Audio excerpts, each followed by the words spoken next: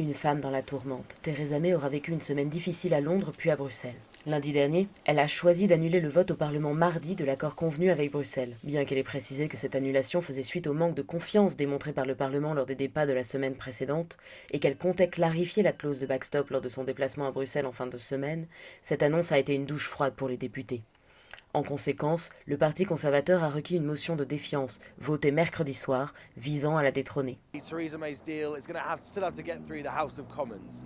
And what we now know, and know for sure, is 117 Conservative MPs, that's about a third of her MPs in Parliament, don't back her as Prime Minister. She's only got 200 votes in favour, and she needs about 320 votes in the House of Commons if she's going to pass the Brexit deal. Well, I think Theresa May should resign. The entire government should resign because it's made such a mess of Brexit and it's ceased to function in any other respect. You know, we've been reminded today that the entire UK has been plunged into crisis and chaos because of a vicious civil war within the Tory party. It's a disgrace, it's selfish and self-indulgent, and the sooner the lot of them go, the better.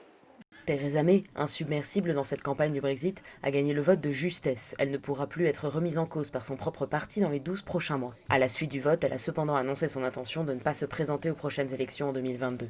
Elle s'est ensuite rendue à Bruxelles où elle espérait pouvoir clarifier la clause du backstop sur la frontière irlandaise, la plus importante source de désaccord avec le Parlement.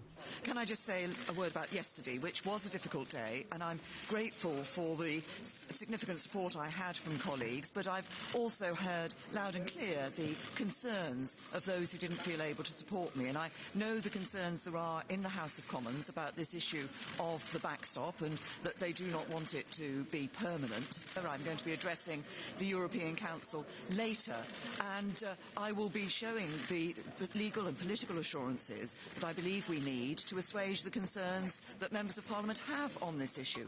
Malheureusement, l'Union européenne s'est montrée inflexible et bien que plusieurs chefs d'État aient certifié que la clause n'était là qu'en dernier recours, le message a été clair.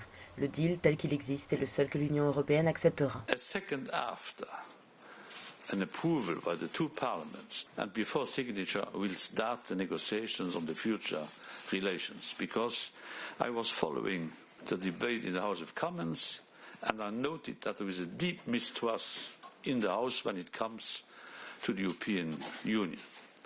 That's not a good basis for future relations, but in order to prove them that we mean this seriously, the negotiations on the future relations, and that we mean it seriously, that we don't want to have this backstop being a permanent instrument, then we have to discuss and to start our negotiations. Theresa May est rentrée bredouille du sommet de l'Union européenne vendredi soir sans avoir pu rouvrir la négociation sur le backstop irlandais qu'elle espérait mener à Noël.